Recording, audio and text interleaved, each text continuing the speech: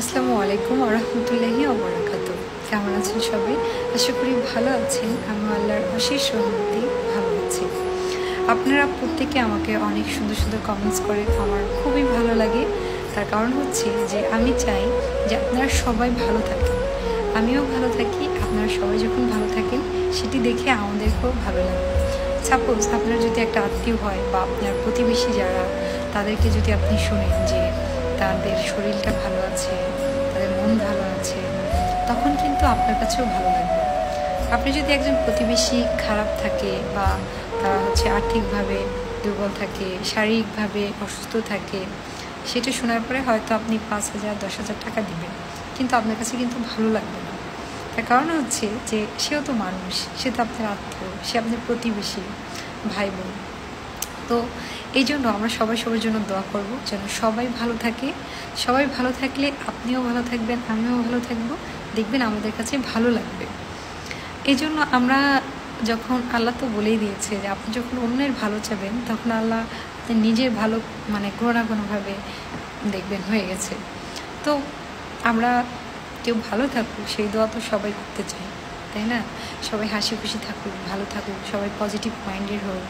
আপনি একটা ভুল করবেন আর সেটা নিয়ে সবাই কথা শোনাবেন, তাদের মাইন্ড যেন এরকম না হয়।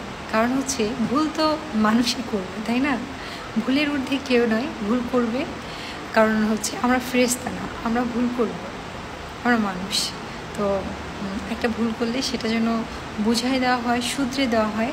তাহলে আপনার জীবনে চলার পথে দেখবেন আপনার পাশে যদি 5টা পজিটিভ মাইন্ডের মানুষ থাকে, সেখানে আপনি ভুল হয়তো একবার করবেন, দ্বিতীয়বার আর করবেন না। তার কারণ তারা আপনাকে শুধরে দেবে, তারা আপনাকে বুঝিয়ে দেবে।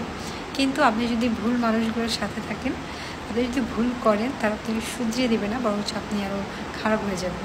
তো আপনি যখন একটা অন্যায় করবেন, আপনাকে যদি কেউ বকা দেয়, সেটা আপনাকে ভালোভাবে নিতে হবে। যদি আপনি ভালোভাবে নেন, তাহলে আপনি জীবনে অনেক ভালো কিছু করতে পারবেন, ভালো কিছু পাবেন। তার কারণ আপনার ওই ছোট্ট ভুলে যে আপনি বকাগুলো খেলেন, বা ওই ছোট্ট ভুলে যে আপনি কথাগুলো শুনলেন, যে পরবর্তী ভুলটা করার ক্ষেত্রে আপনি অবশ্যই সেটা মাথায় রাখবেন। আর তারপরে আপনার আস্তে আস্তে ভুলগুলো কম হইতে থাকবে, দেখবেন আপনার জীবনটাও সুন্দর হবে। আরেকটা কথা মনে রাখবেন যে সততা, শিক্ষা আর অভিজ্ঞ, এই তিনটা যার ভিতরে আছে। এই তিনটা জিনিস কেউ কখনোই নিতে পারে না। আপনি যদি সৎ থাকেন, সেক্ষেত্রে আপনার জীবনে চলার পথটা একটু কঠিন হবে, কিন্তু সেই সৎ থাকার কারণে আল্লাহ আপনাকে এমন কিছু উপহার দেবেন যে আপনি চিন্তাই করতে পারবেন না।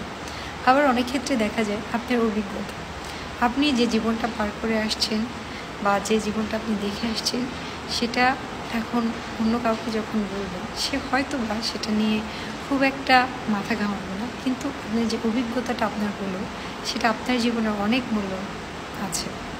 আপনার শিক্ষা, এটা পরিবারে 10টা ভাই বোন থাকলে তাদের মধ্যে আপনি সব কিছু বিলিয়ে দেওয়ার পরেও আপনার যে শিক্ষা, সেটি কখনোই বিলিয়ে দিতে তারা নিতেও পারবে না, আপনি দিতে পারবেন অবশ্য। তারা যদি সেটাকে সুন্দরভাবে অ্যাকসেপ্ট করে, সেক্ষেত্রে তারা নিতে পারবে। কিন্তু এইটা তারা কোনোভাবে সম্পদের মতো করে বিলিয়ে নিতে পারবে না। তো এই তিনটা আপনার জীবনের একটি অহংকার। আপনি জীবনের প্রতিটা ক্ষেত্রে শেখার ট্রাই করবেন। মানুষ যত শিখে, তত মানুষ জানে, বুঝে, তত মানুষ নীরব হয়ে যাবে।